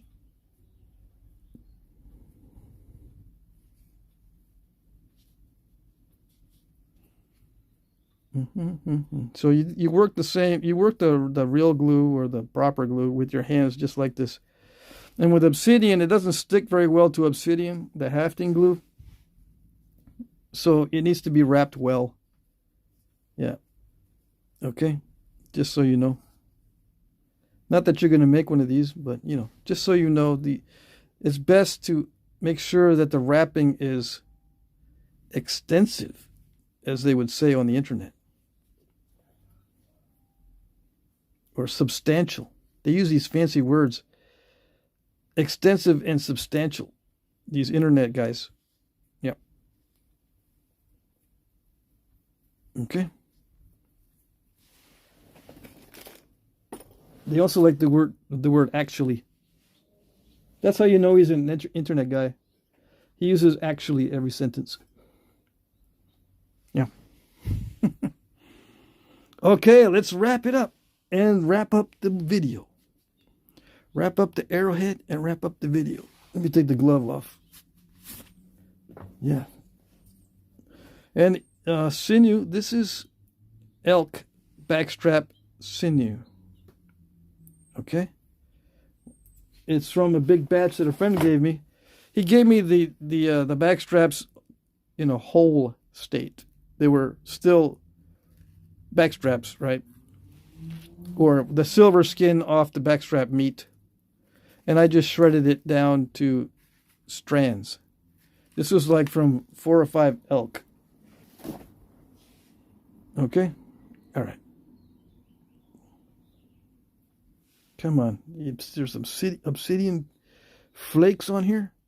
So it's just a straight wrap because there's no notching. It's just a stem. That means it's just a straight wrap around. Just go round and round. We'll have this view for the thumbnail. Okay, need to hold it there for a second. Right, so it's just a straight wrap around, and then if it was a real attempt at hafting, I'd be warming this up next to the fire so the glue stays nice and gooey, so that wrapping sets itself into the glue, and the wrapping will shrink. And as long as you keep it warm as it's drying, it will keep pressing the glue down into the joints and filling all the gaps, and then you'll have a nice solid connection. And the real deals, there's still some artifacts in the archaeological record that show you how the real ones look like. And there was usually a good deal of wrapping on it. I'm going to put extra wrapping on this one. just to show you. Yeah. And the foreshaft was made to accommodate the thickness of the wrapping too, so it's more smooth here. I dug in the sides of the wood. Come on, focus. Okay. What does that mean? See how there's depressions in here on either side. So when you wrap it, it doesn't have a big bulky mass. See what I mean? I wrapped it quite a bit. And then you wrap it down on the haft a little bit. Yeah. So let's do that. Let's make sure all these loose ends are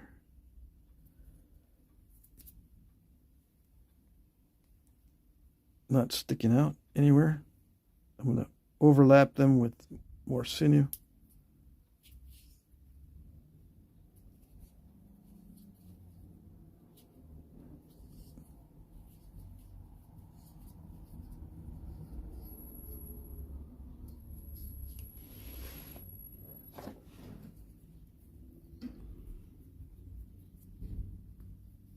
Can this be used as a knife as well as a atlatl dart point? Oh yes.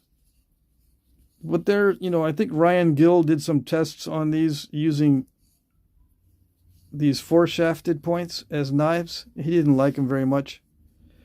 He liked the thicker handled knives, which makes sense because you can get a better grip on a thicker handle. But you can still use this as a knife as well as an atlatl dart point. Some people call them spears, but that's not the right terminology if you want to be clear about it, because they were shot with atlatls and not thrown by hand in most cases. So you call them atlatl dart points instead of spears. Spears are hand thrown, not atlatl thrown. You know what I mean?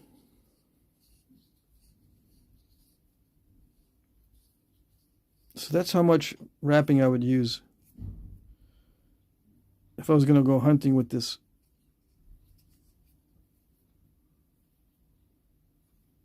It doesn't need this much down on the wood unless the wood is a little bit weak. Usually you use a heavy, strong wood for the atlatl dart foreshaft. But if it's a little bit weak, like I think this particular wood is maple or something, or birch, I don't know. It's not that strong, so you wrap more to prevent splitting if it hits. Okay? So there you go. And if it's not a knife, if it's in a little dart point, you want to make sure that point stays stationary when you spin it. See that? So that it's aligned properly when you test it. Okay? And when it's still warm, you can readjust this. You can bend this, and readjust while it's still warm. But see how the glue is up on the blade and the wood in such a way that it makes a nice smooth transition. You don't want too much or too little glue. You want a nice smooth transition between the wood and the stone.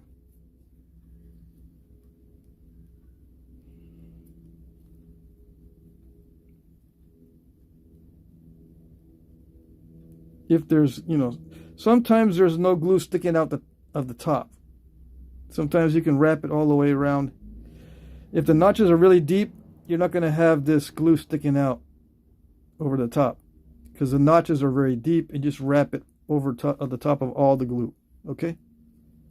But in this case, the notches are not very deep, so it's like a shortcut. Yeah. That's my excuse.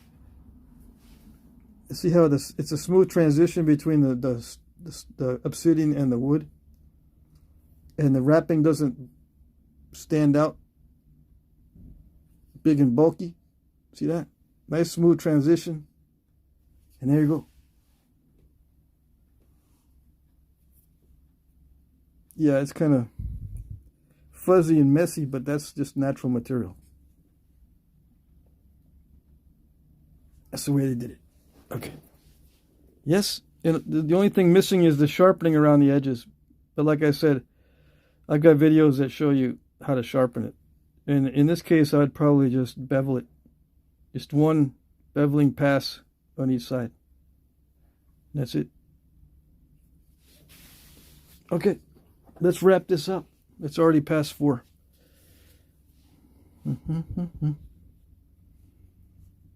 That sun is killing me. Let me put my glasses back on. Let's see, so I can read the text. The live stream ended? No. No, that's a different live stream. Scared me for a second.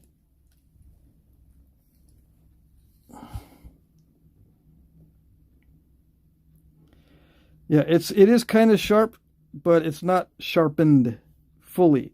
It still has that dulling on it from the last time I ground it down. I need to grind it because to sharpen it, it needs to be dull first, believe it or not. And then sharpening it, just got to remove some more small flakes. It'll get sharp. That's a very common question.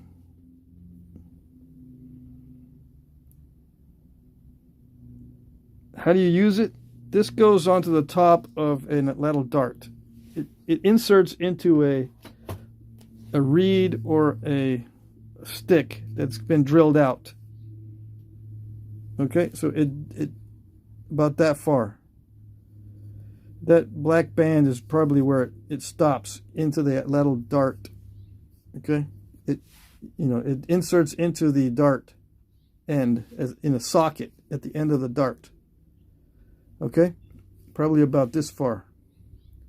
And then you shoot it with an lattice, this thing.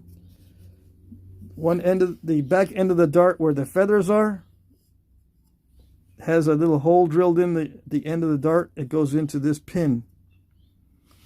And then you can see demonstrations of how to throw lattice darts with lattice on YouTube. But this is the thrower. They call it a spear thrower, but it's called an atlatl. A-T-L. Let's see. A-T-L. A-T-L. Twice. A-T-L, A-T-L. It's pronounced atlatl. Okay? You throw it. And this is thrown. This is a projectile. We're missing the main shaft. But you know what I'm saying? This is just the tip. Okay, this is the tip of the weapon. Either for war or for hunting. And yes, they were used for war, for shooting at people. In addition to, you can shoot animals with it too. All right. Where are we on the chat? Can you hone the blade with fine grit, then leather? Not this. No. You can, but it takes forever, and it doesn't get as sharp as if you chipped it.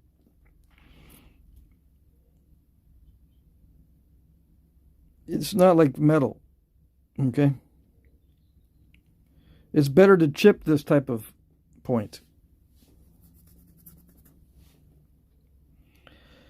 See, I use the bone to shape and sharpen it. No, I use the copper pressure flaker, but you can use bone or antler. Okay, you can use something like this to chip around the edges, or you can use something like my favorite. You can use this to chip around the edges to sharpen it, or you can use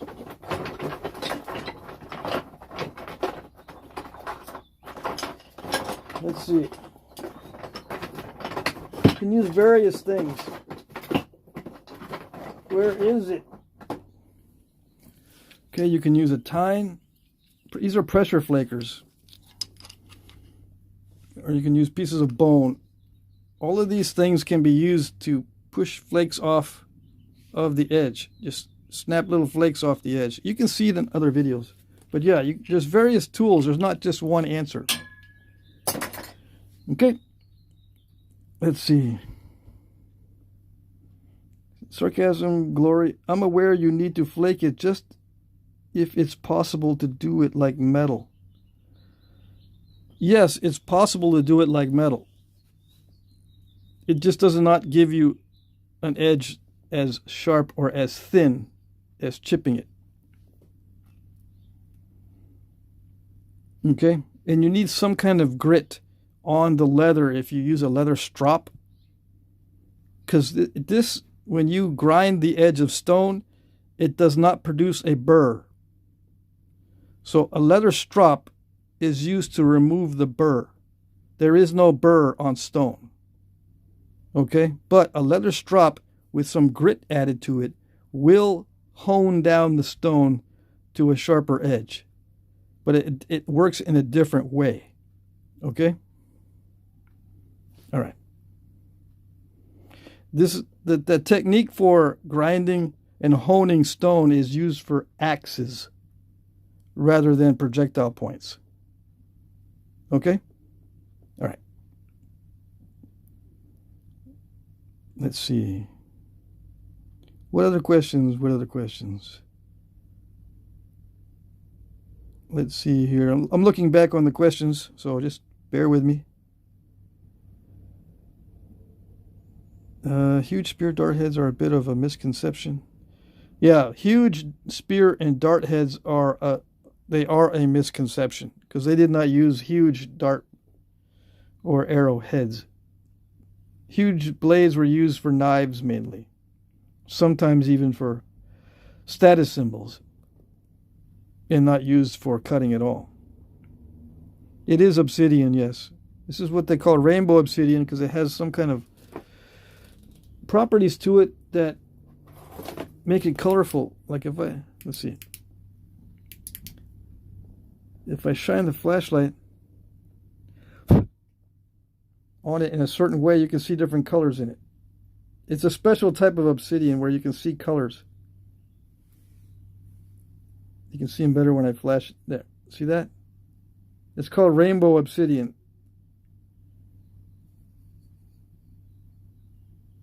There it is. It's a special type of obsidian. Most obsidian is not like that. And earlier I knapped this kind of obsidian, which doesn't have any translucency or transparency at all. And this is not finished.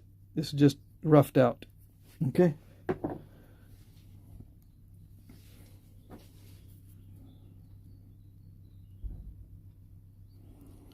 Yeah. Let's see. And this is elk sinew, just in case you want to know. Elk backstrap sinew.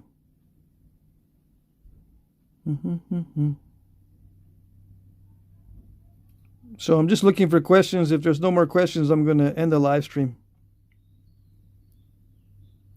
It's already past 4, right? Yep. The live stream on Wednesdays is from 2 to 4 p.m. Eastern time. So I'm just trying to see if there's questions.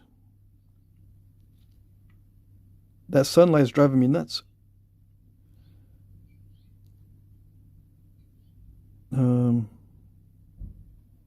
Yep, the church bells did ring a little while ago. Let's see.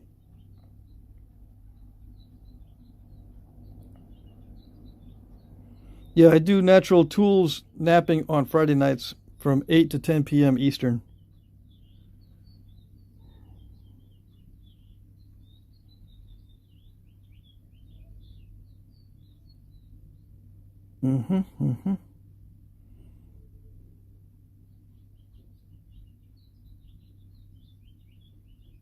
Let's see.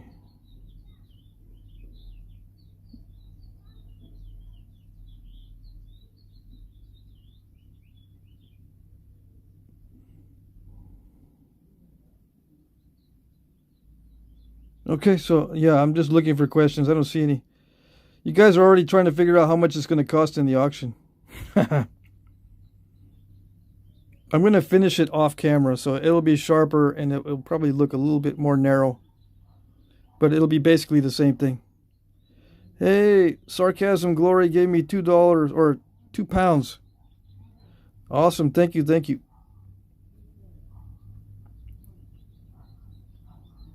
Sarcasm Guy says, or Sarcasm Glory, Your work is beautiful. Thank you for the info. You're very welcome. Thank you. Yeah, the only thing that's not real on this particular piece is the glue, because I used modeling clay as a substitute for glue, just so I can easily take this apart later. Okay? And so I don't have to work with a fire in front of me or with a heat gun or something. Okay? I use modeling clay to pretend it's glue. But that's the only thing that's not real on this. It's real wood, real stone, or real obsidian, and real sinew from elk. Okay? I just soaked it in water. I can't see. Yeah, right there, there's some water. And there's still some sinew in there. Yeah. So it's backstrap sinew, shredded into these strands. All right, so yeah. That's it. I think that's it. Unless there's more questions, I think that's it. All right, we'll see you guys on Friday. Next video is Friday night, 8 to 10 p.m. Eastern. And I'll be working with natural tools. I'll be working with, you know, this kind of stuff. Antlers and bones and stones. You know, I'll try to do the same thing I did today. Start with a chunk or, you know, something rough. And then finish it out like this, hafting it to a piece of wood. Okay.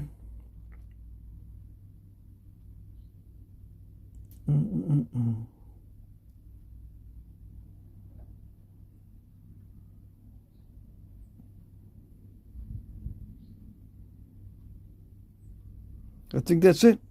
Good to see everybody. We'll see you next time. Bye-bye.